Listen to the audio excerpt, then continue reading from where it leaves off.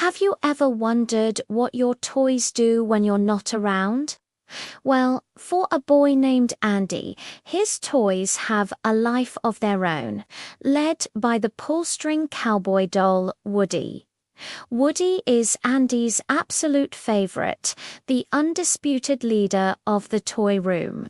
But his world was turned upside down when a flashy new space ranger, Buzz Lightyear, arrived. After a rocky start, Woody and Buzz became the best of friends, sharing the top spot in Andy's heart.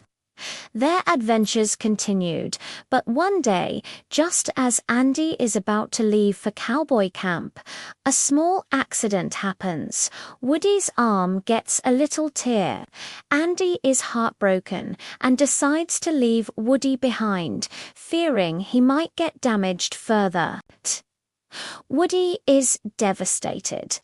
He's placed on a high shelf, a place for broken or forgotten toys, alongside a sad, squeaky penguin named Wheezy, whose squeaker is broken.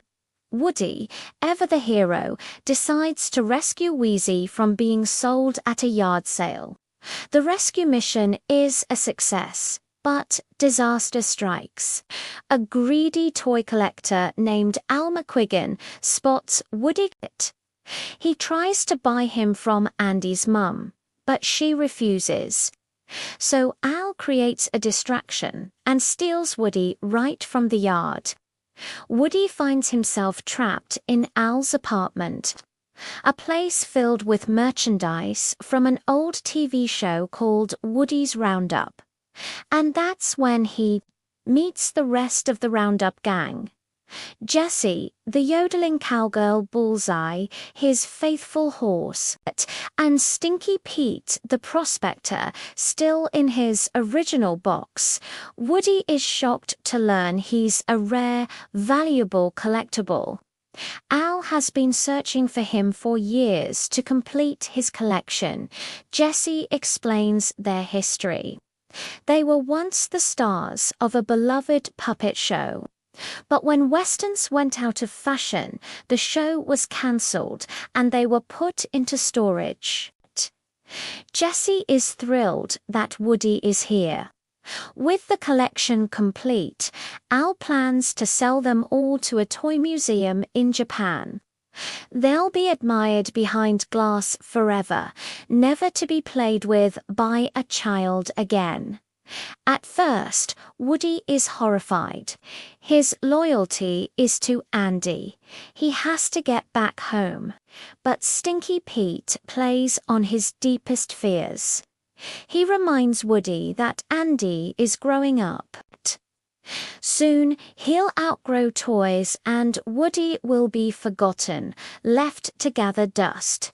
The museum, Pete argues, is a way to be loved and remembered forever. Woody sees Jessie's own painful memory of being abandoned by her owner, Emily, and he starts to waver. The idea of never being abandoned again is tempting. He looks at his torn arm and considers a future where he's always pristine, always cherished, even if it's from a distance. Meanwhile, back at Andy's house, Buzz Lightyear launches a rescue mission. He analyzes the crime scene and identifies the culprit, Al, the owner of Al's toy barn, with Mr. Potato Head, Slinky Dog, Rex, and Ham. Buzz sets out on an epic quest across the city to save their friend. Their journey is filled with peril.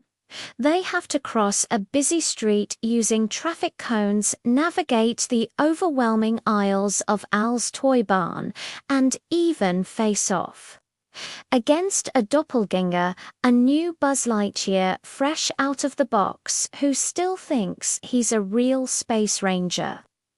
The rescue team finally makes it to Al's apartment building. They navigate the ventilation shafts and ride the elevator in a daring ascent. When they finally find Woody, they're shocked. Woody doesn't want to be rescued. He tells them he's decided to go to Japan with his new family. Buzz is heartbroken. He reminds Woody what being a toy is truly about. Being there for your kid, no matter how long it lasts.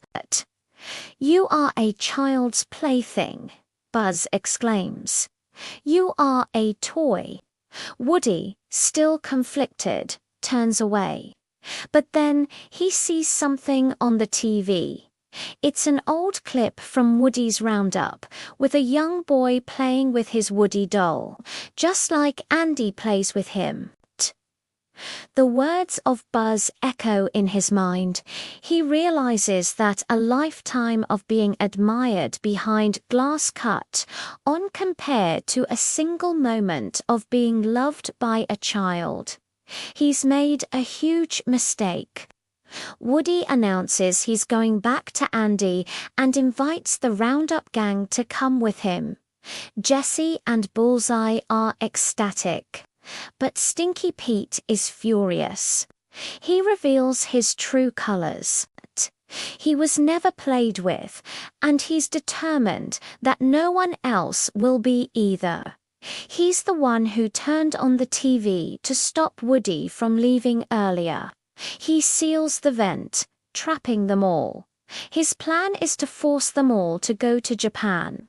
Al returns, packs them all into a suitcase, and heads for the airport.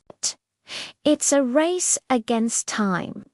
Buzz and the gang chase the suitcase through the airport's baggage handling system. It's a chaotic high-speed pursuit on conveyor belts and through spinning machinery. They manage to free Woody, but Stinky Pete confronts them. In the ensuing struggle, they stuff the prospector into a little girl's backpack, where he's destined to get a makeover he never wanted. But Jessie is still trapped in the suitcase, which is now on its way to the plane. Thinking fast, Woody and Buzz mount Bullseye and gallop across the tarmac.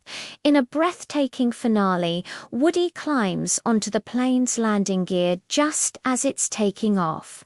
He rescues Jessie and they swing to safety, landing perfectly on Bullseye's back, right behind Buzz.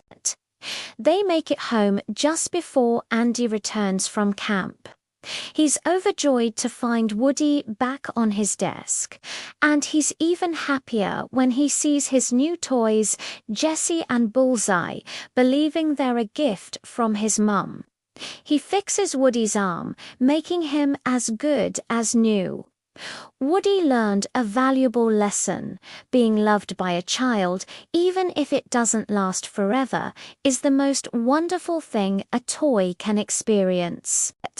And as he and Buzz watch Andy play, they know that no matter what the future holds, they'll face it together to infinity and beyond. Thanks for watching, and don't forget to like and subscribe for more stories.